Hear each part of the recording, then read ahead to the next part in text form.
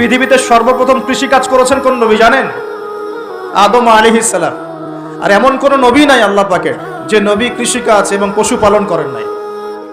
এমন কোন নবী নাই যিনি কৃষিকাজ পশুপালন করেন নাই। এটা নবীদের সুন্নত। কারণ নবীদেরকে মানুষকে সঠিক পথে আনতে হয়। যখন আপনি পশুপালন করবেন, কৃষিকাজ করবেন, তখন কিন্তু আপনার মধ্যে একটা ধৈর্য বাড়বে, মানুষকে নেতৃত্ব দেওয়ার একটা ক্ষমতা তৈরি হবে। তো মুসা আলাইহিস সালামকে আল্লাহ পাক 10 বছর ওই কৃষিকাজ করিয়েছেন, ফার্মে কাজ করিয়েছেন। শোয়েব আলাইহিস সালামের ফার্মে তিনি 10 বছর কাজ করেছেন। কারণ বনু ইসরায়েলের মতো একটা ছিন্ন ভিন্ন জাতিকে তাকে নেতৃত্ব দিতে হতো। আল্লাহ পাক আগে তাকে তৈরি করেছেন।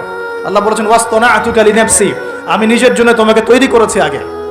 তো এই যে কৃষিকাজকে খারাপ মনে করবেন না, এগুলো যারা করেন মনোকষ্টে ভুগবেন না যে আপনি দরিদ্র, আপনার মান সম্মান কম, এমন নয়। আপনি বরং সম্মানিত মানুষ, কারণ আপনি নবীদের সুন্নতের পেশায় আছেন, মাশাআল্লাহ।